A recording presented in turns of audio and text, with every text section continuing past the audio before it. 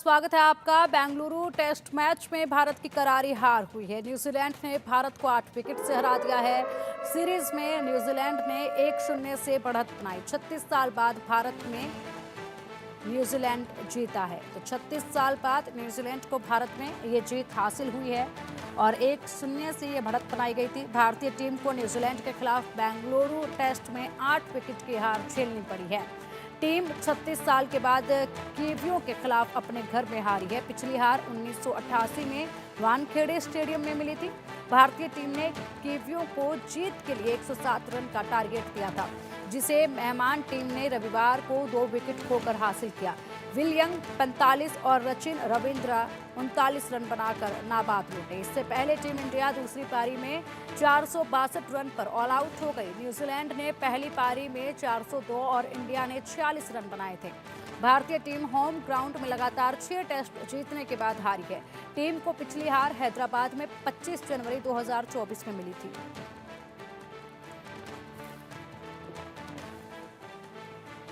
और चलिए अब हमारे स्पोर्ट्स एडिटर मनोज जोशी जी हमारे साथ हैं अधिक जानकारी के लिए।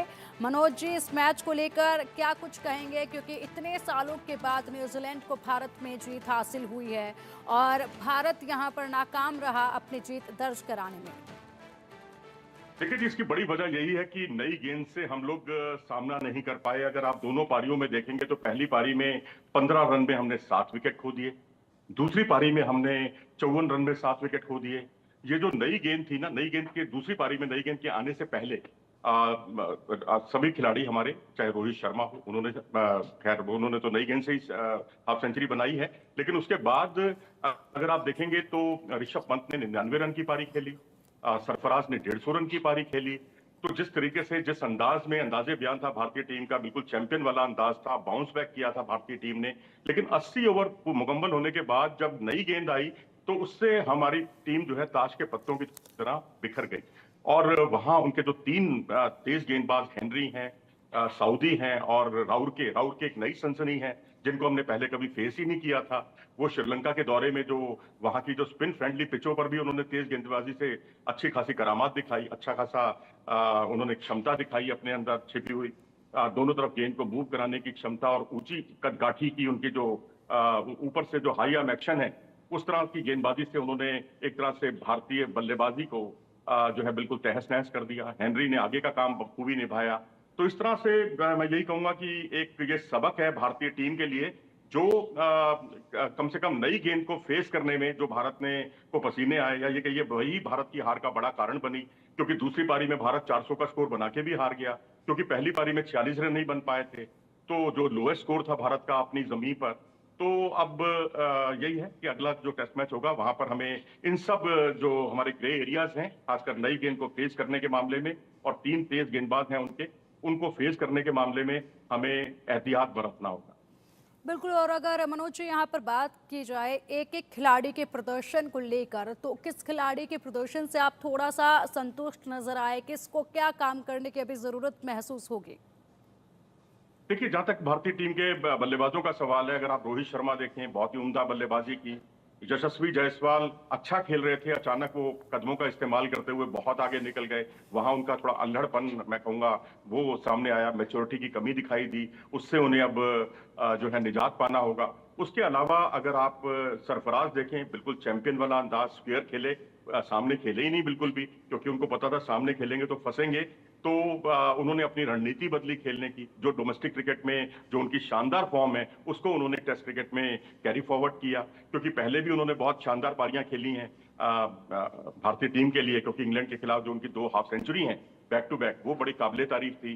तो उसके अलावा अगर आप ऋषभ पंत को देखें, जब उन्होंने वापसी की तो वापसी के बाद सेंचुरी बनाई। फिर उसके बाद अगले एक टेस्ट छोड़ के अगले टेस्ट में 99 रन की पारी खेली इसी मैच में। तो ये सब पॉजिटिव्स थे भारत के लिए। बस दिक्कत यही थी, जब नई गेंद आई तो वहां हमारी पारी जो है बिल्कुल ताश के पत्तों की तरह बिखर गई। उसी में पंत आउट हुए, उसी में सरफराज आउट हुए, और आलम यह था कि 54 रन में भारत ने 7 विकेट खो दिए। और उसके बाद जो लक्ष्य उनको मिलना चाहिए था, कम से कम पौने 200 रनों का या 200 रनों का, वो 107 रन तक ही सिमट गया। और आज के आधुनिक दौर में 107 रन का लक्ष्य कोई बड़ा लक्ष्य नहीं माना जाता। अब कहने के लिए हम कहते हैं जी 5वें दिन की जो विकेट होती है बड़ी मुश्किल होती है इंडियन सब कॉन्टिनेंट में, लेकिन ये 5वें दिन की नहीं बल्कि चौथे दिन की विकेट थी, क्योंकि पहले दिन तो खेल ही नहीं हुआ। बिल्कुल। और इसी के साथ सर अगर बात कर ली जाए तो देखिए जिस तरीके से आप बता रहे हैं कि जो नई बॉल आई उसके बाद मैच जो है वो हाथों से निकलता चला गया, यानी कि ये मैच हमारे भारतीय खिलाड़ियों के लिए अनलकी साबित हुई और न्यूजीलैंड के खिलाड़ियों के लिए लकी साबित हुई, क्योंकि उनकी पकड़ इस बॉल पर मजबूत देखी गई। एक एक खिलाड़ी की अगर वहां पर बात की जाए तो उसको लेकर किस तरीके से आप डिस्क्राइब करेंगे इस पूरे मैच में जो प्रदर्शन उन्होंने दिखाया? देखिए, मैंने ये देखा है कुल मिलाकर, आपकी बात से पहले मैं एक बात कहना चाहूंगा कि श्रीलंका से जो भी टीम आती है खेलने के बाद, क्योंकि न्यूजीलैंड की टीम अभी श्रीलंका में क्लीन स्वीप का शिकार हुई थी, श्रीलंका ने उनसे दोनों टेस्ट मैच जीते थे, यहां आते ही उन्होंने मैच जीता। ऐसे ही इंग्लैंड की टीम वहां उनको हराकर वहां श्रीलंका से खेलकर आई थी, यहां आते ही उसने चेन्नई में पहला टेस्ट मैच जीता। तो इंडियन सब कॉन्टिनेंट में खेलने का तजुर्बा मिल जाता है उन्हें जब श्रीलंका में खेलने का, तो उसके बाद इंडियन सब कॉन्टिनेंट की या भारतीय जो पिचें हैं बहुत अलग नहीं है, तो वो एक तरह से उनका अच्छा अभ्यास हो जाता है, पूर्वाभ्यास हो जाता है, और यहां आकर सीरीज में वो झंडे गाड़ देते हैं। लेकिन उसके बाद भारत को बाउंस बैक करना आता है। इंग्लैंड से हम हारे थे पहला टेस्ट मैच, उसके बाद हमने अगले 3 टेस्ट मैच जीते। अब यहां पर हम 1 टेस्ट मैच हारे हैं, तो मेरा यकीन है कि अगर आप नई गेंद को, जो हमारे ग्रे एरियाज हैं, उसको हम अच्छे तरीके से नहीं खेल पाए तो उसको हम अच्छे तरीके से खेलेंगे। तो इंडिविजुअली मैं यही कहूंगा कि जो जल्दबाजी के शिकार हुए, खासकर पहली पारी में देखें आप तो यशस्वी और विराट जो है शॉर्ट बॉल पर जिस तरह से आउट हुए, जिस तरह से 2 खिलाड़ी हमारे लेग साइड पर जडेजा को देखा हमने, वो बिल्कुल लेग साइड की गेंद पर आउट हुए। केएल राहुल इसी तरीके से आउट हुए। केएल राहुल वाकई टीम पर इस वक्त थोड़े से, मैं कहूंगा, सबसे बड़े खलनायक साबित हुए भारतीय टीम के, क्योंकि दूसरी पारी में अगर वो टिकते, रन बनते ना बनते वो एक अलग बात थी, लेकिन अगर वो क्रीज पे टिके रहते तो रन अपने आप आते और शायद ये लक्ष्य 250 या 200 रनों का होता, तो उस वक्त आप जीत के लिए भी जा सकते थे। तो बॉलर्स के पास अपनी एक लिमिटेशंस थी। अब बुमराह ने 2 विकेट जरूर चटकाए दूसरी पारी में, लेकिन उन्होंने कुल मिलाकर, उनको ये भी ध्यान में था कि 107 रन का ही लक्ष्य है, फील्ड को ज्यादा खोल नहीं सकते वो। तो एक लिमिटेशंस बॉलर्स जो है लिमिटेशन पे बंध जाते हैं जब लक्ष्य ज्यादा नहीं होता। जी बिल्कुल बिल्कुल मनोज जी। और शुरुआती सत्र में जसप्रीत बुमराह और मोहम्मद सिराज ने अपने स्विंग से कीवी बल्लेबाजों को खूब परेशान किया, लेकिन आज का जो दिन था वो उनके साथ नहीं था, क्योंकि बल्ले का किनारा लगकर चौके आते रहे और किस्मत ने भारतीय गेंदबाजों का साथ नहीं दिया। जी हाँ, कह सकते हैं आप बिल्कुल, क्योंकि अब टॉम लाथम और जिस तरह से इन स्विंगर गेंद पर आउट हुए, कॉनवे जिस तरह से आउट हुए, एक एंगल देती हुई गेंद थी, अवे स्विंग थी, उस पर वो आउट हुए। तो ये स्थिति, अगर आपके पास बल्ले में आपके जेब में 200 रन होते, 200 रनों की बढ़त होती भारत की, तो भारत ऑल आउट भी जा सकता था, मैच को जीत भी सकता था। लेकिन यही है कि कुल मिलाकर एजेस वगैरह लगे, क्योंकि आज के दौर में अब विकेट भी 5वें दिन की नहीं थी, कहने के लिए 5वां दिन था, लेकिन पहले दिन खेल नहीं हुआ, तो विकेट ने भी वो रंग नहीं दिखाया जो अमूमन 5वें दिन गेंद विकेट पर अपना रंग दिखाती है। स्पिनर्स अपना रंग दिखाते हैं, यहाँ 100-125 रन बनाना मुश्किल हो जाता है कई बार इंडियन सब कॉन्टिनेंट में। तो उनको जो एक अच्छा अभ्यास मिल गया ना श्रीलंका में, उसका उन्होंने भरपूर फायदा उठाया। अब भारत को बस यही देखना है कि नई गेंद से कैसे फेस करना है, और उसके अलावा जो हमारी गेंदबाजी है, जिस तरह से उनके टेल में सऊदी ने बहुत रन बनाए, कई छक्के लगाए उन्होंने, एक तरह तो उनका भी कोलैप्स हो गया था बीच में, लेकिन सऊदी और रचिन रविंद्र ने गेम को संभाल लिया बहुत अच्छे तरीके से। तो उन्होंने बाउंस बैक किया, हम बाउंस बैक नहीं कर पाए।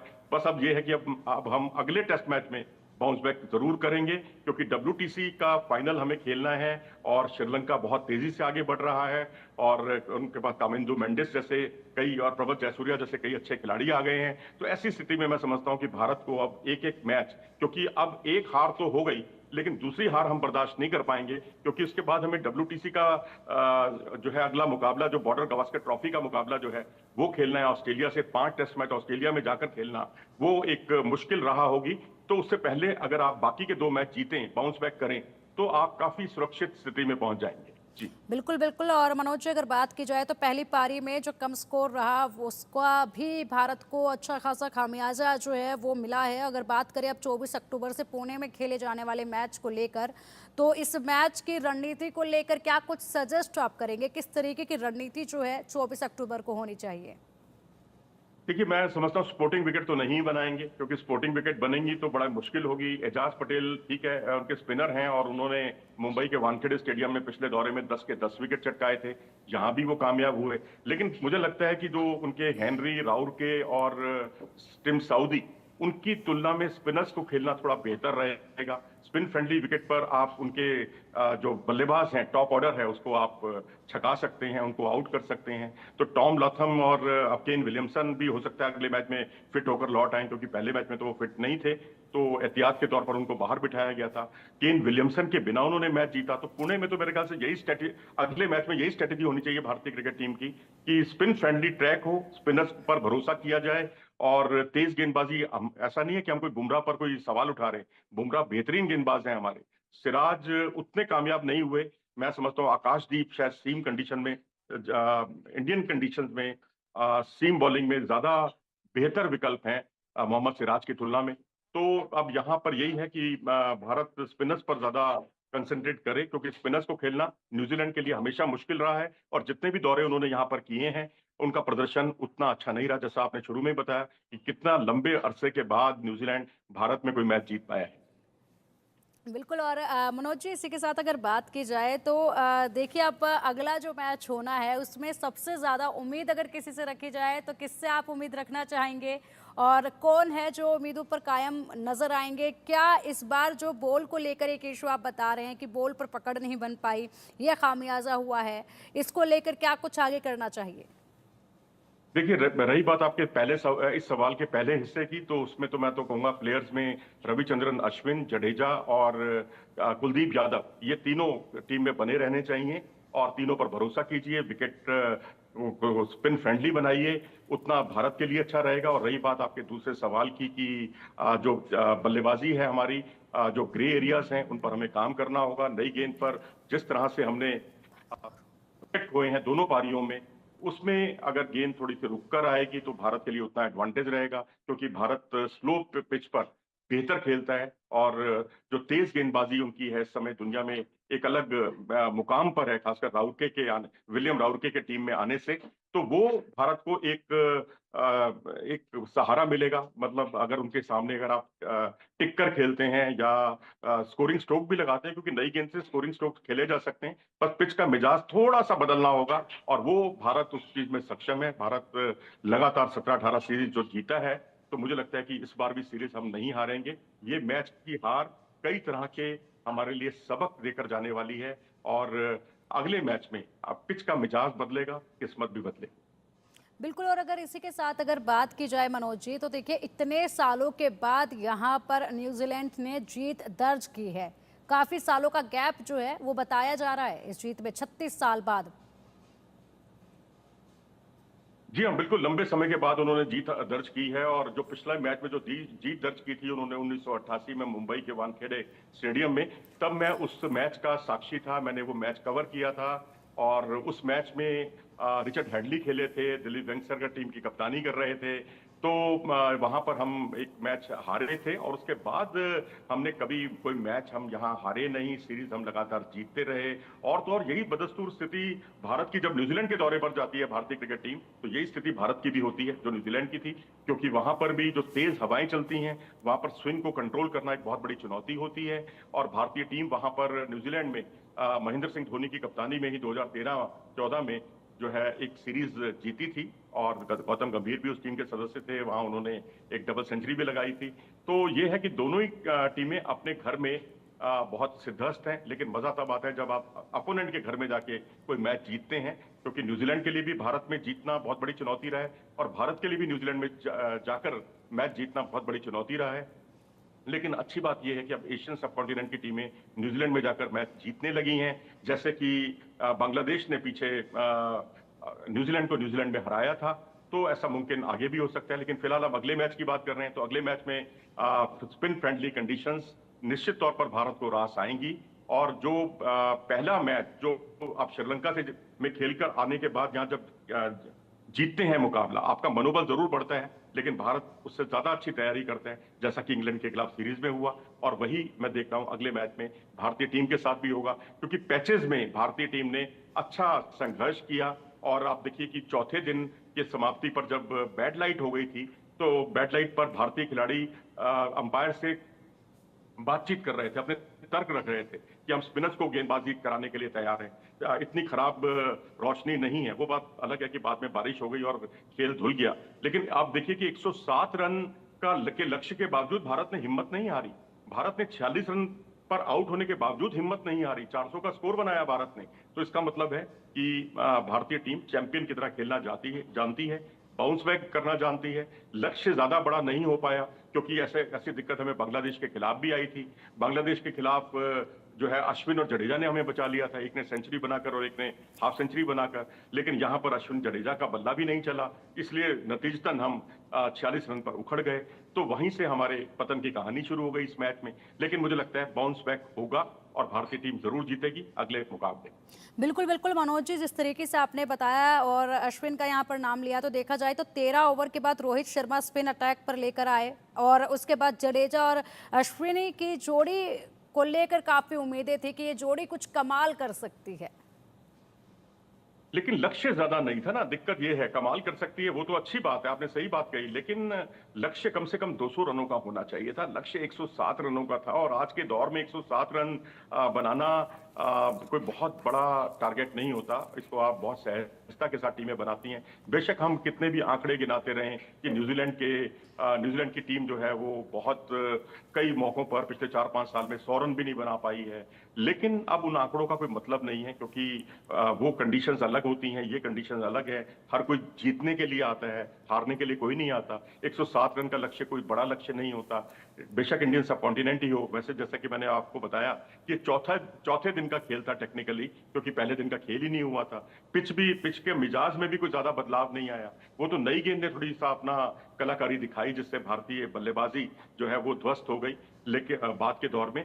लेकिन उसके बाद तब के बल्लेबाजी जहां विराट कोहली ने या ये कहिए ऋषभ पंत ने या सरफराज ने बहुत अच्छी बल्लेबाजी की, पिच का मिजाज उतना नहीं बदला और उसी का नतीजा था कि न्यूजीलैंड ने बहुत सहजता के साथ 2 विकेट खोने के बावजूद लक्ष्य को बहुत आसानी से प्राप्त कर लिया।